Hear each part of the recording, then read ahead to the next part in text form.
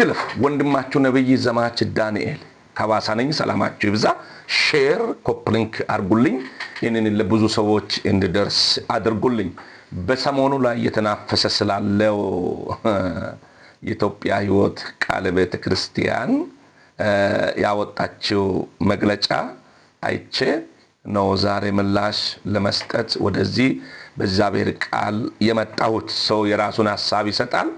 የራሱን ሐሳብ መስጠት የምንችለው ከቃሉ ውጪ የሆነው ነገር አናቀርብም ማለት ነው። ቃሉንም እያወቀን የእግዚአብሔር ቃል ለኛ ነቢያቶችን እንዳንቀበላቸው አትቀበሏቸው፣ ነገር ግን አትስሟቸው ብሎ የደነገገ ቦታ የለም።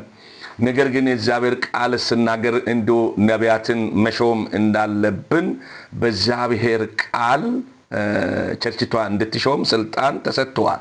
ስለዚህ ኤፌሶን ምዕራፍ 4:11 ላይ የተገለጠው የተለያየ ጸጋዎች፣ ስለዚህ እኔ አልቀበልም፣ ሶስቱን ብቻ እቀበላለሁ፣ ሁለቱን አልቀበልም በማለት ሐሳቧን እያብራራች ለትውልዱ ትገኛለች። ነገር ግን ለዝም ለነና ለናንተ የእግዚአብሔር ቃል አንደኛ ዮሐንስ ምዕራፍ 4:1 ላይ ወንድሞች ሆይ ብዙ ሐሰተኞች እንደሚነሱ እየተናገረ ይነሳሉ፣ ነገር ግን አለ በመንፈስ መርምሩ ነው ያለው። በዛ ስፍራ እዩ፣ አትስሙ አላለም። ብዙ ሐሰተኛ እንደሚነሳ እኮ ጌታም ተናግሯል፣ በቃሉ ውስጥም አለ እናውቃለን። ነገር ግን ምንድነው ፈትሿቸው፣ መርምሯቸው ነው የተባለው። መርምር ነው የተባለው እንጂ ሳንመረምራቸው እግዚአብሔር በቀባቸው ላይ እጃችን ብንዘረጋ ጥሩ ነው ብዬ አልቀበልም፣ በራሴ በኩል ማለት ነው። ስለዚህ ዛሬ እኔ አንተ ነብይም ስለሆንክ በራሴ ስለሾምክ ልትል ትችላለህ ለምትለው፣ እኔ በራሴ የሾምኩት ሳይሆን የሰማይ አምላክ እሱ ሲጠራም ለምን ጠራ ብሎ የሚከራከር ሰው የለም። እኔ ነብይ ያለኝ የሰማይ ድምጽ እንጂ የምድር ድምጽ አይደለም። ነገር ግን ይህም ሲሆን ምንም አይነት እንቅስቃሴ ያላደረገ ነብይ በአንዲት ቸርች አባልነቱ እየቀጠለ ያለ በአንዲት ቸርች ውስጥ የእግዚአብሔር ጊዜና ሰዓት የሚጠባበቅ ነብይ እንጂ በየቦታ ላይ በመሄድ የራሱ ሆነው ነገር ሰዎች እንደሚያደርጉ ቸርች ያላቋቋመ ሰው ነው። ራእይ ሳይኖረው ቀርቶች ሳይሆን የእግዚአብሔርን ሰዓት ጊዜ በመጠባበቅ ላይ የሚገኝ ነብይ ነኝ። ስለዚህ በዛ አድርጋችሁ ውሰድ። ስለዚህ ዛሬ ይህንን ልል የቻልኩበት ምክንያት እንግዲህ እንን መግለጫ ወጣችው ወገኖቼም ትውልድ ልንሰማ ይገባል። ይሄ ከእግዚአብሔር ቃል ጋር አንድ ላይ ያስከደናል ወይ ያስከደንም የሚለውን ዛሬ ሐሳብ እናያለን። እኛ የእግዚአብሔር ቃል ያለው ነው የምንቀበለው፣ ከቃሉ ውጪ አንቀበልም።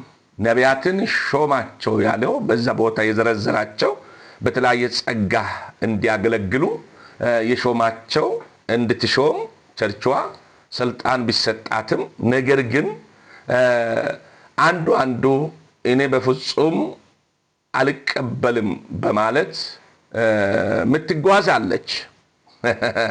ኢየሱስ ክርስቶስ ግን በዚች ምድር ላይ አገልግሎ ባለፈበት ሰዓት ያለው ነገር አለ።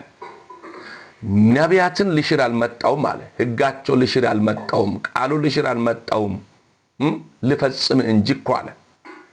ነቢያት ያሉ ማለት ነው። ነቢያት እንዳሉማ በቃሉ ውስጥ እኮ አለ። እነሱም ደግሞ አትስሟቸው ፈጽሞ አላላቸው። እግዚአብሔር የቀባቸው ትክክለኛ የሆነ አገልጋዮች አሉ። ዘይት የሚሸጡ፣ ውሃ የሚሸጡ፣ ተሸርት የሚሸጡ ሰዎች እነሱ መታረም ይገባቸዋል ብዬ አስባለሁ።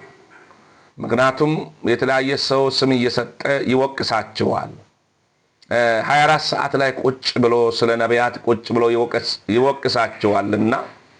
ነገር ግን ዛሬ እንደዛ ሊል የቻልኩት እኔ ዘይት ውሃ ስለማልሸጥ ነው። እነሱም ሽጦ ከሆነ ለእግዚአብሔር ቤት ስራ ይሆናል ብሎ ሽጦ ከሆነ ራሳቸውን ማስተካከል እንዳለባቸው ነው ጥረን የሚያስተላልፈው። ከዛ ያለፈ ግን እየሰሩ ያሉትን ነገር በአይኖቻችን እያየን ነው። የነፍስ የማዳኑ ስራ እየሰሩ ነው። አንዲት ቸርች ወጣ ነቢያትን አላቆምም ባለችው ትውልድ እንግዲህ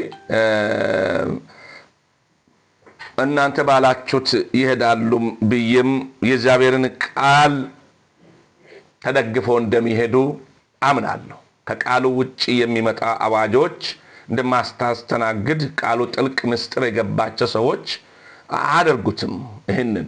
ምክንያቱም እግዚአብሔር በማንም ሰው ላይ እንዳንፈርድ አትፍረዳቸው ይላል። ለዚህም ደግሞ እውነተኞች የተኞች ናቸው ቆመው የሚያገለግሉን የምለሆን ስንወስድ መጀመሪያውንም እናንተ ሳታጠኑ ዝም ብሎ መንገደኛ ነብይ ነኝ ያለው ብቻ ማቆም አይደለም። ዝም ብሎ ሌባ የሆነውን ማቆም በህዝብ ፊት ማቆም ሳይሆን ጥናት አጥንታችሁ ጸጋውን አይታችሁ ማቆም መገልገል ጠርታችሁ ትችላላችሁ እንጂ ህዝብ መገልገል ይችላል እንጂ ቀድሞስ ምንም አይነት ነገር መረጃ ሳይኖራችሁ ዝም ብላችሁ ነው እንደምታቆሙ። እናንተ ቸርቻችሁ ላይ ሳታጣሩ ከየት እንደመጣ ሳታጣሩ በህዝቡ ፊት ስታቆሙ ዝም ብሎ ነው የምታቆሙ። ስለዚህ ይሄም ከናንተ ከንግግራችሁ ጉድለትን ያሳያል። ስለዚህ ዛሬ ማለት የፈለኩት ነገር እኛ እግዚአብሔር የሰጠን ኃላፊነት የምንወጣ ሰዎች ነን። ቃሉንም ደግሞ የምንጠብቅ ሰዎች ነን። ስለዚህ ቃሉ የሚለው ምንድነው የሚያወራን? ስለ ነቢያት ስንል ነቢያትን አልተቃወመም። አንተ ሐሰተኛው የሚያስብል ነገር በዛ ነብይ ላይ አግኝተ ከሆነ አታቆሙ። ነገር ግን ሌባ ያልሆነ ነብይ ጠርተ ብትገለገልበት እኮ መንደር ውስጥ ሊሆን ይችላል። እናንተ የምታዩት እኮ ትልልቅ ቸርች ከፍቶ ያሉት ሊሆን ይችላል። በሰፈር በመንደሪ ውስጥ ባጠገብ ላይ ነብይ ያለ እኮ ይሄን እኮ አንተ ስላልተገለጠልህ ብቻ ነው ያወራችሁት እንጂ። ስለዚህ ዛሬ ማለት የሚፈልገው ነገር የእግዚአብሔር ቃል በሚለው ሐሳብ አንዱን እንወስዳለን ሌላ አንወስድም የሚለው ከዚሁ ቃል ለሚጨምር ለሚቀንስ እያለ ይናገራል። ስለዚህ ሶስቱ ብቻ እቀበላለሁ ካለች የኢትዮጵያ አማኞች ህብረት ቃለ ሕይወት ቤተክርስቲያን ይህንን መግለጫው ስታወጣም በብዙ ጥናት የተሞላ ነገር አይመስለኝም በደበኩል ማለት ነው። ነገር ግን ይህንን ሊል የቻልኩበት ምክንያት ከቃሉ ላይ መጨመር መቀነስ አይቻልም። ከዚሁ ለሚጨምርና ለሚቀንስ የእግዚአብሔር ቁጣ እንደሚያገኘውም ዮሐንስ ራእይ እንደምናገረን ከዛም አርፎ ተርፎ አንዲት ፊደል ከዚሁ ብትጎል ያለ ኢየሱስ ሰማይ ምድር ቢያልፍ ይቀላል፣ ቃሉ ይጸናል። ስለዚህ በቃሉ ውስጥ ያለው እውነት ስለሆነ የሚጸና ነው። ትክክለኛ ያልሆነውን ሐሰተኛ ነብይን የመለየቱ ጸጋ ተሰጥቷታል ለቸርች ተሰጥቷል። ስለዚህ በዛ ጸጋ ለይታችሁ አቆሙ እንጂ በዚህ በሚዲያ ላይ አደባባይ ላይ ወጣችሁ በዚህ ውስጥ ያለው ሶስቱን አንቀበልም አምስቱን ጸጋዎች እንቀበላለን በማለት ያወጣችሁት መግለጫችሁ ትክክል አይደለም፣ ብታረሙ ይሻላል የሚል ሐሳብ መጥቻለሁ። ስለዚህ ወገኖቻችን ይህንን ሼር ኮፕሊንክ እንድታደርጉ አሳስባችኋለሁ። እግዚአብሔር ይባርካችሁ። ሰው እዚህ ወጥቶ እንደፈለገ ሊያወራ ይችላል። ይህ ላይ ዋጣችሁ። እኔ ግን የእግዚአብሔር ቃል በመጥቀስ የእግዚአብሔር ቃል መነሻ በሆነ መንገድ ተናግሬያለሁ። የእግዚአብሔር ቃል እዛ ኤፌሶን 4:11 ላይ የፈቀደውን እኛ እንቀበልም እያላቸው ነው። አንቀበልም። ከዛ አርፎ ተርፎ አንደኛ ዮሐንስ ምዕራፍ 4:1 ላይ ያለው መንፈስን መርምሩ ብሏል እንጂ ነቢያትን አትስሟቸው አላለም።